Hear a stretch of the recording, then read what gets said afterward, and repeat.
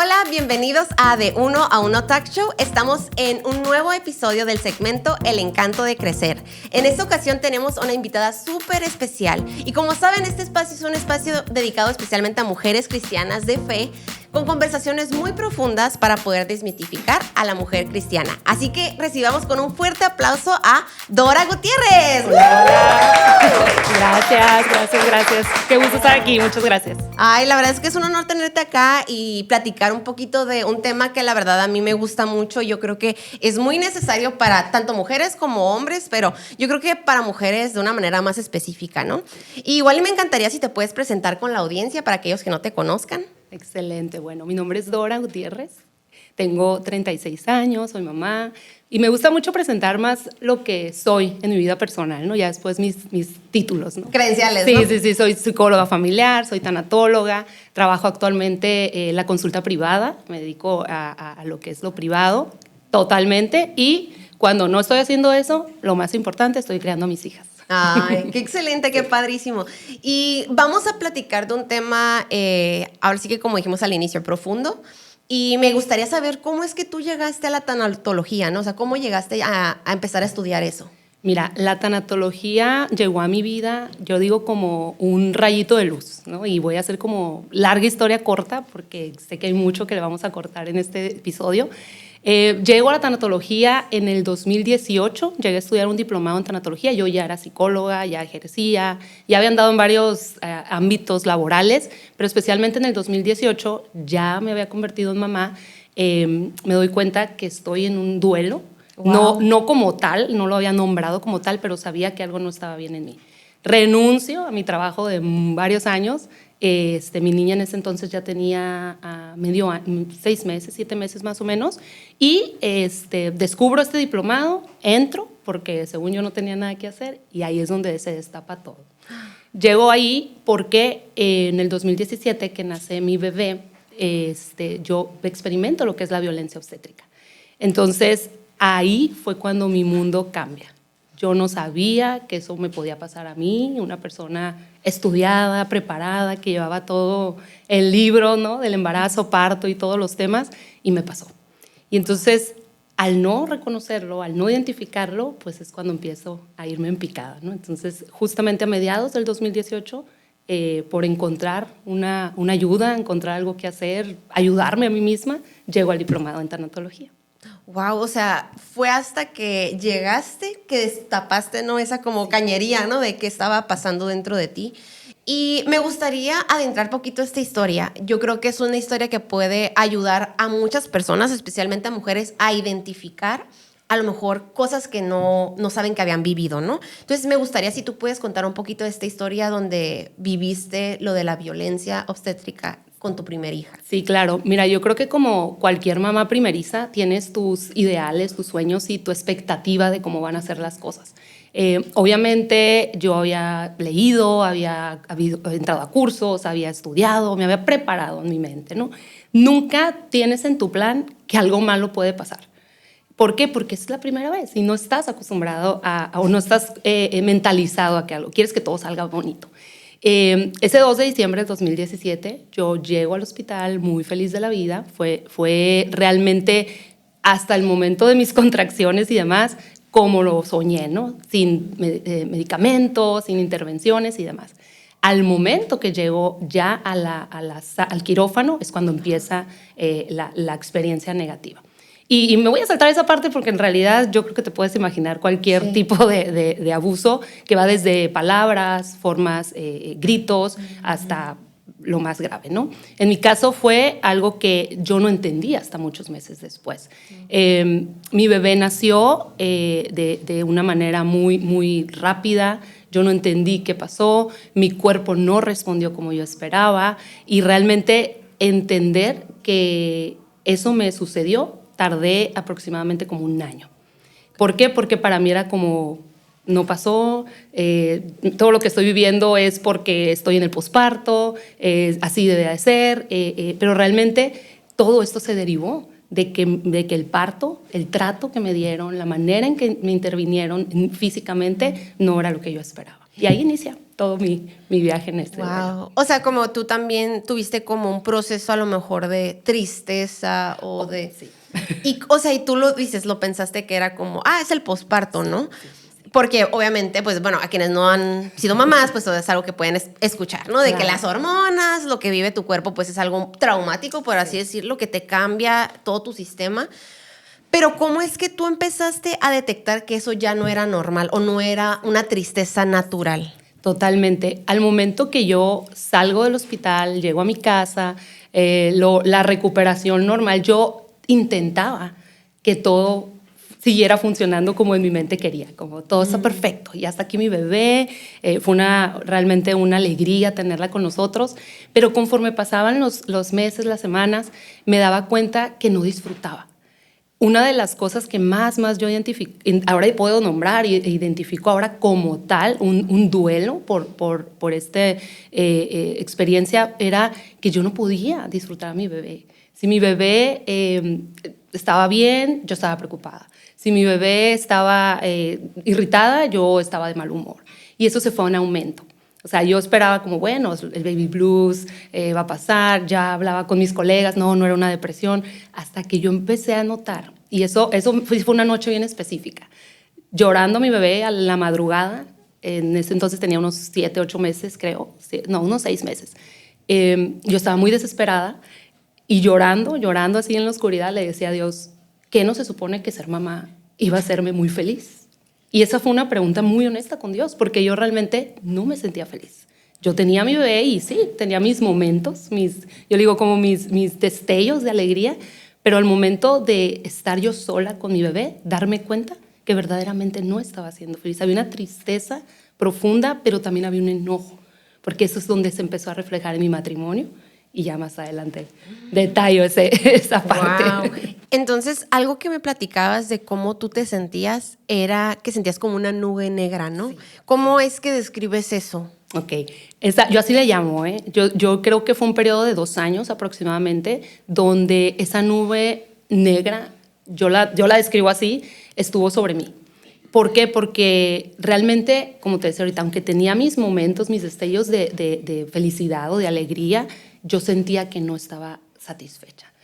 Esto me trajo muchos conflictos con mi esposo. Yo estaba todo el tiempo enojada, yo estaba todo el tiempo irritada, todo el tiempo viendo lo malo. Había un pesar en mi corazón todo el tiempo donde yo decía, y me regresaba mucho al momento de mi parto, pero no audiblemente, era como venían muchos pensamientos a mí, veía a mi bebé y decía, sí está aquí, pero no me siento feliz, pero a mí había mucho enojo, mucha tristeza que posteriormente se fue convirtiendo en amargura. Y lo que comentabas me llama mucho la atención, o sea, que no solo es como, el área de maternidad, sino que este duelo estaba ya impactando el resto de tu vida, ¿no? El área matrimonial, por ejemplo, que mencionabas, o sea, ¿cómo es que un duelo no tratado afecta a un matrimonio? Claro, totalmente. Mira, en este sentido, yo dejé de ser yo. Y en el tema del duelo, ya entrando un poquito, porque aquí voy a ir y venir un poquito entre la tanatóloga y Dora, ¿no? Okay. Pero yo siempre digo, sí. No, la mayor experiencia la tengo en mis vivencias. El dolor que se va acumulando en nosotros, que se va quedando más bien, puede hacernos sentir estancados. Y el estancamiento es como quedarte estacionado en algún lugar que no te gusta. Y yo estaba estacionada en ese enojo. ¿Por qué? Porque con el tiempo entendí que estaba enojada con mi esposo porque no me protegió, estaba enojada con otros familiares que estuvieron en ese momento y no sentí la protección, estaba enojada con mi cuerpo que no respondió y estaba enojada con muchas personas y muchas cosas. Y entonces eso me empezó a llevar a mí a esa amargura. Entonces esa amargura, imagínate, ¿qué le compartía a mi esposo? Pues nada, ¿no? Ese enojo, llegaba el de trabajar, había puro reclamo, había pura insatisfacción, nos podíamos ir de vacaciones y yo no podía disfrutar. Vuelvo al punto, no estaba con mi hija todo el tiempo y no disfrutaba estar con mi hija. Entonces te dejas de ser tú con todo este dolor guardado. Pierdes mucho de tu identidad, de tu persona, de tu esencia. Mucho. Y ya entrando un poquito al tema como tal cual del duelo, ¿no? O sea, me comentas pues que tú pasaste este proceso, pero fue también hasta que empezaste a estudiar tanatología que como que te hizo clic, ¿no? Y ¿Y cómo puedes describir como lo que te ayudó a hacer clic, ¿no? ¿Cómo pudiste, qué cosas o a lo mejor puntos que la gente que nos está escuchando puede identificar de que lo separaba, ahora sí que ya de un cansancio normal, una tristeza normal, un estoy agüitada o enojada, a un estoy en un duelo, ¿no? ¿Qué puntos nos puedes dar? Mira, en primera, lo voy a hacer personal y luego general. En primera, yo no podía hablar de lo que me había pasado. No podía hablarlo. ¿Por qué? Porque nomás tocaba el tema de ese momento, de ese lugar, de esas personas, yo me quebraba. Y era un llanto que no me podía contener. Y luego al paso de los días, de las semanas, se convirtió en enojo. Y luego con quien yo podía les contaba. Y tal persona, y tal lugar, y me pasó esto. Y era mucho enojo. Y lo difícil de poder trabajar un duelo que no está identificado, porque realmente era un duelo que no estaba nombrado, no tenía un nombre, porque ¿cómo lo nombras? Que se murió, pues no le puedes poner un nombre, no lo tienes en ese momento. Y yo lo único que puedo decir es que cuando tú te empiezas a perder de ser quien eres, cuando dejas de disfrutar, pierdes la capacidad de disfrutar, algo está pasando en tu interior y échale ojo. Ok, y entonces de manera general, ¿qué otro punto también como puedes complementar para poder identificarnos? O sea, me comentabas lo de no te sientes tú, o sea, pierdes esa esencia, empiezas a notar los patrones, ¿no? Del proceso de duelo, ¿no? Tristeza, enojo, etcétera, y que a lo mejor qué otra cosa también puedes identificar. Yo, por ejemplo, puedo decir que hay personas que también se estancan mucho en la culpa. Y entonces ese malestar, esa amargura, ese enojo, esa tristeza, siempre es hacia afuera. No, tú hiciste, tú no hiciste, o como en reclamos, ¿no? Regularmente lo reflejamos peleando, discutiendo. Esa capacidad de disfrutar, y es una de las características más fáciles de ver desde afuera, pero el que lo está viviendo a veces no lo identifica, porque todo el mundo te ve que, mira, ahí viene, qué amargada, ¿no? Siempre está hablando negativo o siempre se está quejando, pero yo creo que el poder escuchar tu narrativa, también cómo hablas, cómo te estás refiriendo de las cosas cotidianas, ¿no? Porque realmente pierdes ese sentido de como de gozar, de disfrutar, porque es lo que está en el corazón, ¿no? Es lo que dice la palabra, la boca habla de lo que hay en el corazón. Y entonces si ese corazón está cargado de dolor, de amargura, de frustración, eso es lo que va a salir de tu boca. Y lo vas a poder identificar así. Sí, como perder la perspectiva, ¿no? Sí. Como dices. Y pues este es el tema, ¿no? Que vamos ahorita a indagar poquito, ¿no? O sea, lo que es un duelo escondido o no identificado, ¿no? Y mencionaste algo que a mí me quedó muy marcado, que es cómo hay duelos que no implican una muerte necesariamente, ¿no? Pero sí una pérdida. Entonces, ¿qué tipos de duelos a lo mejor podemos tener escondidos? Te digo, tanto mujeres, hombres, o sea, pero especialmente cristianos que podemos tener escondidos y no estamos identificando. A ver, si nos puedes dar como una lista, algunos ejemplos. Te voy a decir todos los que me llegan a mí al consultorio. A ver, vamos a sacar la lista. A mí me encanta que podamos hablar de la muerte de los sueños. Sí. Porque cuando algo que tú anhelas, esperas, tu expectativa, algo que tú deseas mucho no ocurre, es un dolor, ¿verdad? O sea, no ocurrió. Yo le puedo llamar, te quisiste ir a estudiar a un lugar y no pudiste porque no tenías el dinero.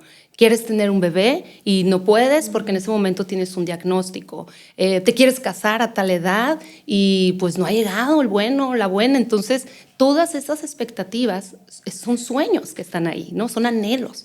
Y yo le llamo que hay una muerte de sueños. Ahora, ¿qué es lo que hace que estos duelos sean no visualizados, no desestimados, también se les puede llamar? Es porque como no hay un cuerpo que se pueda ver y verificar, mira, por eso te está doliendo, porque pues ahí está la persona atendida, ¿no? Ya no la vas a volver a ver. Como hay algo que, no hay algo que se puede físico, tocar, ¿no? Que no hay algo que se pueda ver, está desestimado. Lo mismo ocurre, y me voy a brincar un poquito, con los duelos gestacionales, con los bebés que no logran las mamás tenerlos. ¿Por qué? Porque pues nunca lo vi. Y entonces socialmente lo tenemos desestimado. Son duelos que no están vistos, por lo tanto no están reconocidos. Pero hay muchos duelos que están ahí. Es muerte de sueños, es muerte de expectativas, y en mi caso fue una muerte de una expectativa. Fue decir, no fue como yo esperaba. Y no nomás eso, sino mi sistema que estaba ahí, mi red de apoyo no estuvo, mi esposo no estuvo. Y es un sinfín, ¿no?, de sueños que se van agregando cuando hay este tipo de experiencias. Wow. Y cómo es que sí tenemos que ser muy intencionales e identificarlos a tiempo, ¿no? Porque, por ejemplo, hay casos de que también puede ser un duelo de un diagnóstico también, Sí, o sea, de una enfermedad que te detectaron o algún familiar, o puede ser también un duelo, de cosas como incluso X, ¿no? Claro, no, O tu entre casa, comillas, por ¿no? De ejemplo, casa, perdiste tu tu casa, perdiste un trabajo, bien. tu carro. O sea, a veces pensamos más bien que dependiendo la gravedad de lo sucedido, tiene que ser el dolor. Y el dolor no hay un dolorómetro, o sea, no existe. Y cada duelo, y eso es algo que lo hacemos mucho en la práctica los tanatólogos, tu dolor es tan importante como tú lo estás sintiendo. O sea, yo no puedo medirte, fue un hijo, duele más. El esposo, duele más. Un divorcio, duele más. No se puede medir porque el dolor más importante es el que está viviendo cada persona. Y entonces ahí es donde podemos nosotros darle esa validez. Wow. Y ahorita platicamos poquito como de las consecuencias emocionales, ¿no? O sea, como esa falta de gozo, de felicidad, de perspectiva. Pero ¿tú consideras que hay también consecuencias en lo espiritual que puede vivir una persona que está en un duelo? Por ejemplo, ahorita mencionabas también que está pasando por un divorcio, el duelo de una pérdida de una relación. ¿Qué consecuencias espirituales consideras que también puede llegar a afectar? Mira, la más grave que yo puedo ver en la práctica es que las personas se distancian de Dios. ¿Por qué? Porque muchas veces la culpa se le echamos a Dios, ¿no? O el enojo se lo echamos a Dios.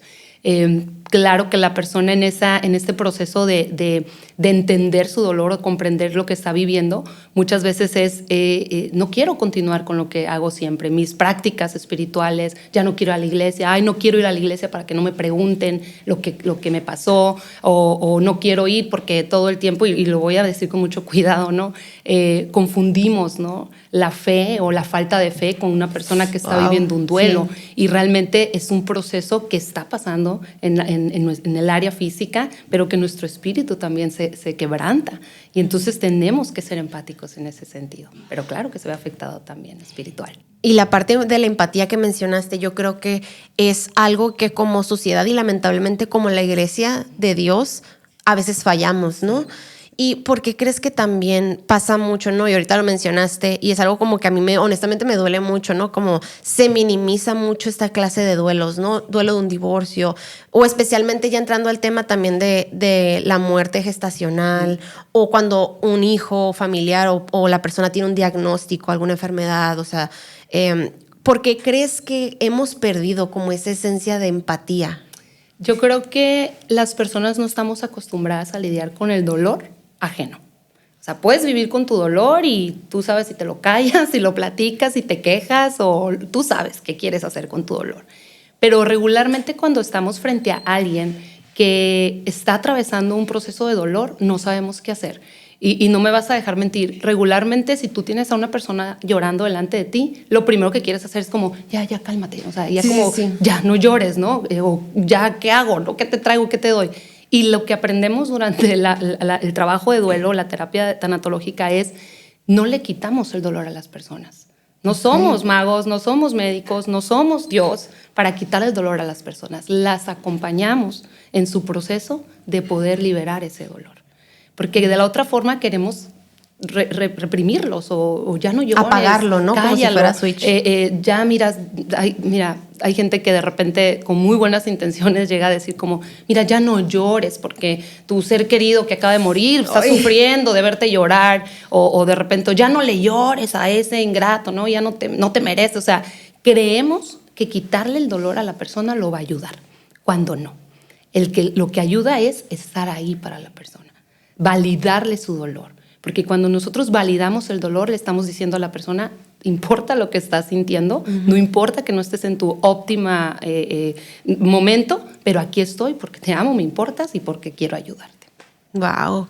Y yo creo que esto definitivamente lo necesitamos aprender. Sí. No de manera egoísta porque digo, lo voy a aprender para mí, no, sino yo creo que para otros, ¿no? Porque pues en la vida y en el caminar con Jesús, o sea, siempre te vas a topar tanto tú como tus seres queridos con algún reto, circunstancia. Siempre vamos a perder algo, siempre. O siempre estamos perdiendo algo, entonces tenemos que aprender a lidiar con esto. Y como iglesia y como comunidad, ¿cuáles son los pasos del proceso, ¿no? de duelo para que estas personas sepan cómo acompañar cada paso? Oye, igual, yo sé que es una clase, no vamos a hacer una clase de tanatología pero tal una cual, introducción pero vamos a hacer una perfecto. intro como para, si yo una persona digo, oye, quiero acompañar a mis amigas en un proceso de duelo, ¿cómo le hago? ¿No? ¿Cómo puedo ver esos pasos de manera como tangible? Claro. Mira, aquí lo importante es saber que si una persona está en un duelo o acaba de tener una pérdida significativa, un cambio significativo, lo más importante es que la red de apoyo esté ahí. Ahora, como decía ahorita, no le vas a poder quitar el dolor. Yo sé que nos importa mucho a veces la gente y queremos como, no, ya por favor, o ve al médico, ve al psicólogo, etcétera. Aquí lo más valioso es que la persona se sienta validada con su dolor. ¿Qué podemos hacer? Si yo tengo a mi mejor amiga, a un familiar en un proceso de duelo, me puedo acercar y decirle, aquí estoy para ti. ¿Qué puedo hacer por ti? Siempre es en función de lo que la otra persona necesita, no lo que tú quieras, porque uno a veces quiere, como decía, esa incomodidad nos hace quererle quitar el dolor, ¿no? Ya ten los Kleenex para que ya no llores. ¿Qué necesitas de mí? ¿Qué puedo hacer por ti? ¿Quieres que me quede? ¿Quieres que me vaya? ¿Quieres que te lleve algo? O sea, siempre saber que la persona sepa, que tú estás ahí para ella y cuando ella lo necesite, lo pueda pedir. Ok, y yo creo que también, bueno, igual ahí tú explícalo un poquito más, ¿no? O sea, a mí a veces me cuesta como el poder identificar como en qué momento del duelo, ¿no? Porque yo veo que es como un proceso, ¿no? Como que van caminando de la tristeza, a veces el enojo, o sea, como yo, o sea, iglesia, o sea, amiga, mamá, hermana, puedo yo acompañarla o acompañarlo si estoy viendo, no sé, la parte de tristeza, la parte de enojo. ¿Tú consideras que es igual, o sea, como el, oye, estoy para ti? ¿O tú consideras medidas de ok, le doy espacio? O sea, ¿cómo ser? Está difícil, ¿verdad? Mira, es que cada caso es distinto, pero Ok. aquí me viene mucho a la mente estas palabras del apóstol Pablo que decía en Romanos, ¿no? Reír con los que ríen y llorar con los que lloran. Wow. Y entonces a veces uno quiere tener las palabras bien claves, bien perfectas, de ánimo, y a veces nos sentimos mal. Hasta yo como especialista digo, oye, siento como que no le ayudé mucho, siento que no hice mucho, pero acuérdate, el proceso del duelo es muy personal.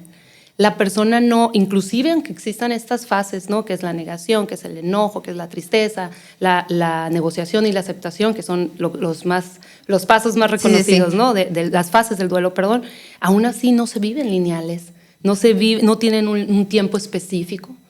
Podemos ir y venir, podemos estacionarnos en alguna fase, por eso es que no hay una fórmula, por eso es que si la persona necesita en ese momento, no quiero hablar del tema, vamos a reírnos, pues vamos a reírnos, ¿verdad? O en ese momento solo quiero llorar y pues vamos a llorar, aquí estoy, te acompaño, te paso un Kleenex, te lavo la cara, ¿qué te hago? ¿Por qué? Porque es hacer lo que la persona, el doliente, que es lo que le llamamos, necesita, no lo que yo necesito. Entonces, cada caso por eso es específico, pero yo le diría, ¿no? a las personas, a las chicas que nos escuchan, no tengan miedo, no le huyan, porque eso nos mandó Jesús a hacer por las personas, acompañarlas, consolarlas, guiarlas, abrazarlas. ¿Por qué? Porque para eso somos una iglesia.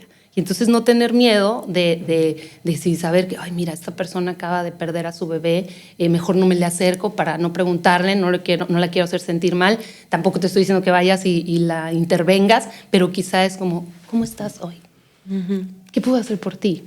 ¿Cómo te sientes hoy? Y si la persona no quiere hablar, no quiere, también lo respetamos, pero ya sabe que alguien está interesada en su persona ese día. Wow, es un papel que nos toca hacer a veces la persona que ayuda y a veces la persona que tiene que recibir, ¿no? El consuelo, ¿no? Y para aquellas personas también que pues lo están viviendo, pues que se sientan con esa tranquilidad de que ningún proceso es igual. Totalmente. Yo creo que algo que a mí me ha enseñado mucho es nunca comparar tu proceso con el de alguien más, ¿no? O sea, te da como una paz de saber de, ok, voy a caminarlo, ¿no? El que me toca, ¿no? Y ya regresando un poquito a tu historia, ¿no? ¿Cómo es que este duelo escondido o no identificado que viviste, que fue, pues ahora sí que vamos a decirlo haciendo un trauma, ¿no? En tu cuerpo, en tu alma, en todo tu ser. ¿Cómo es que esto te llevó ahora a tu llamado, ¿no? Claro. A tu propósito. Estaba muy interesante esta pregunta porque me hiciste viajar en el tiempo, ¿no? Y justamente ese mismo año que yo entré al diplomado, ojo, porque dejé de trabajar fuera de casa para dedicarme a mi hija, pero yo según no iba a tener nada que hacer y me metí a estudiar, ¿no? Y entonces llego al diplomado porque pues, me llamó la atención el título, dije es buena información, jamás me imaginé en ese momento que yo seleccioné ese curso que iba a ser lo que ahora hago, ¿no? Y entonces eso fue en el 2018, terminó el curso, no empiezo a ejercerlo inmediatamente. En 2019 yo hice un viaje con unas amigas a Guadalajara Y me acuerdo tanto que me salí ese domingo en la mañana. Yo dije, quiero ir a conocer una iglesia que esté aquí cerca o quiero ir a recibir, porque pues estaba en una ciudad que no era la mía, y voy a la iglesia Más Vida del pastor Andrés Speaker. Y entonces nunca se me va a olvidar, porque el título de esa prédica de ese domingo era: lo que el diablo usó para destruirte, Dios lo va a usar para bendecir a otros. Nunca se me olvida, porque para mí fue una palabra que se clavó en mí.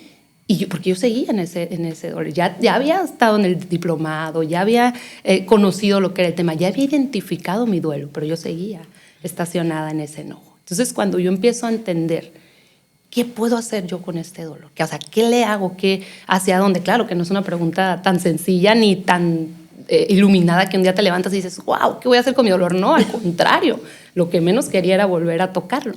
Pero cuando yo escucho esa palabra, ese título, me acuerdo que yo dije, ok, porque eso me cayó, me tuvo en esa nube, me tuvo escondida, me tuvo guardada, me tuvo enojada. Dije, ahora va la mía, ¿no? Y vamos a levantarnos.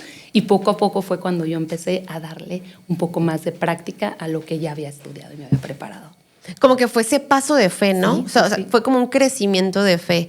Y yo creo que sí, no usamos, pero sí utilizamos lo que es como yo lo veo como un trampolín, ¿no? Como el trampolín del duelo, porque siento que es como, o sea, yo me imagino como el trampolín, ¿no? Esos así de niños, ¿no? O sea, se tiene que bajar hasta abajo, sí, pero luego brincas, estirar. ¿sabes? Como, o sea, como que yo veo la fe de esa manera, o sea, es como estirar ese trampolín que te lleva a dar ese brinco, pero es cuando tanto te ayuda a salir de ahí, pero también te ayuda a como que otros puedan aprender de esa fe, ¿no? Sí. Y ya que empezaste a experimentar, ponerlo en práctica, ¿no? Ahora sí que en fe, ¿no? Yo me imagino, Sí, ¿no? Como con ya miedo. empecé yo a platicarlo, ya no dolía tanto porque hablaba, ¿no? Y obviamente a la par tuve esta consejería, tuve terapia, cambiamos de iglesia, o sea, hubo muchos cambios, ¿no? Estas es como las partes pequeñas de la historia, pero hubo mucha transformación.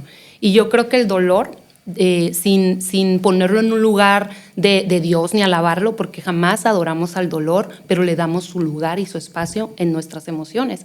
Y yo creo que el ir trabajando esas emociones, esos sentimientos, ir soltando, me fue abriendo perspectiva y dije, órale, o sea, no soy la única mujer en el mundo dentro de la iglesia que vive experiencias que no quiere.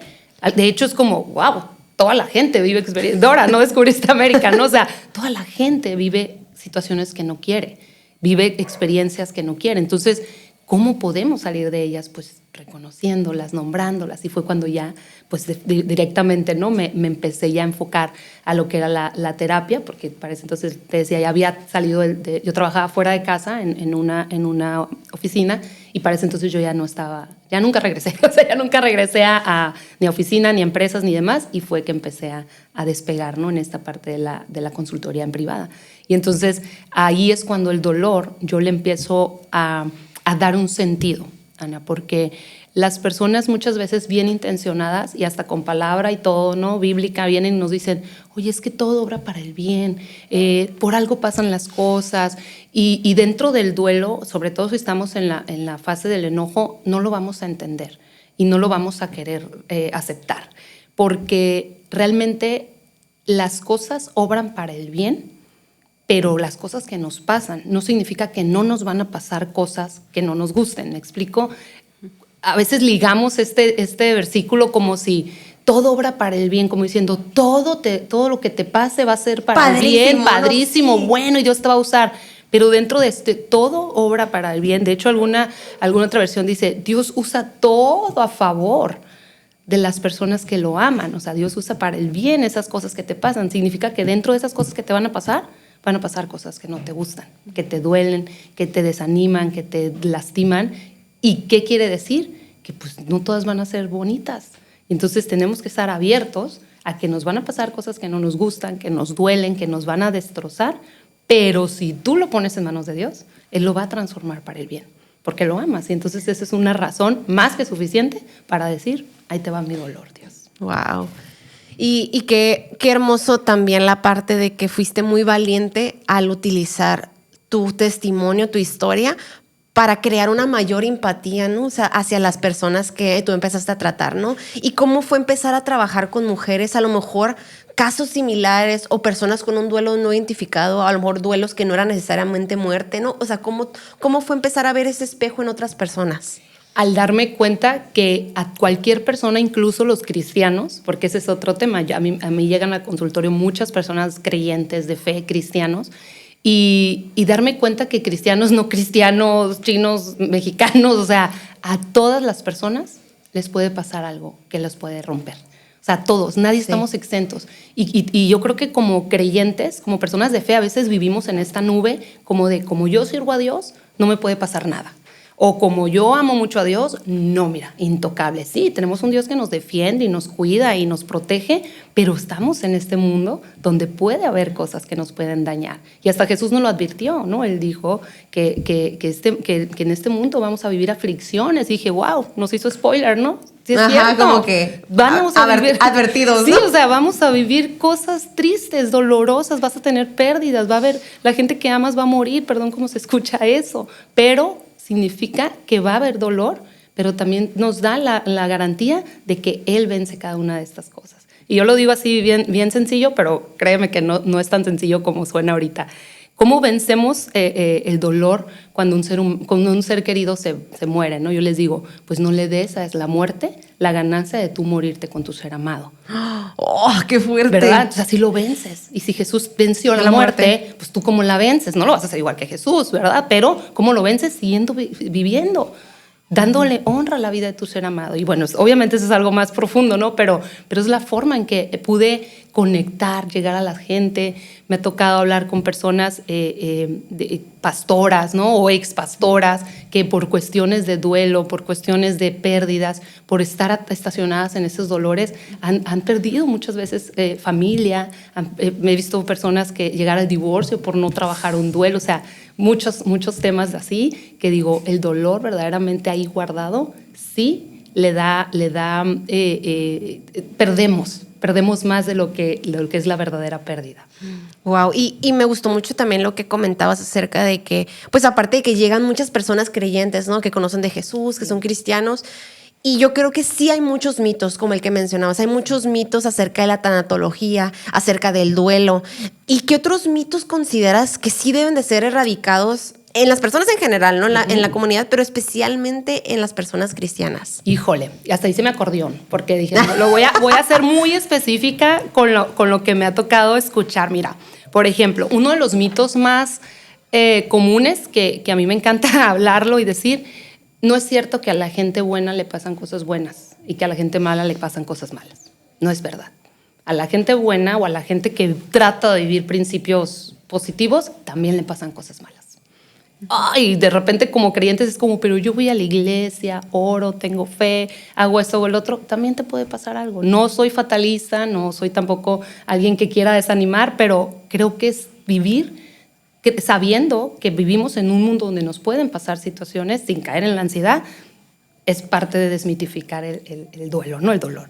Si me porto muy bien, obviamente no me va a pasar nada porque yo todo el tiempo hago las cosas bien. Pues no, también te pueden pasar cosas malas. También te puede pasar un dolor, puede pasar una pérdida. El otro día yo le decía a mi niña de 7 años, las mamás también mueren. Las mamás también mueren. Y no sé ni cómo llegamos a esa plática, pero me vino a la mente porque los hijos de repente creemos como que no vas a ser. Y los papás cometemos el error de decir, no, mi amor, yo aquí voy a estar, te voy a hacer eterno y toda la vida. Y les estamos mintiendo. Y entonces, no hablo de ser fatalistas, pero sí ser realistas en ese sentido. Ahora, otro de los mitos, por ejemplo, es no toques el tema porque entonces no tienes fe. O no lo hables, no lo declares porque no tienes fe. No, mira, ni digas que estás triste porque entonces no tienes fe. No, estamos hablando del alma, de las emociones. Y aquí me recordó mucho a Christine Caine. Christine Caine decía en una entrevista que le hacían, ella tuvo cáncer, ella atravesó cáncer, es sobreviviente de cáncer, y ella decía que ella descubrió en ese proceso que decirle a las cosas que son como si no fueran es mentira. Pero decir las cosas que no son como si fueran, entonces eso sí es fe.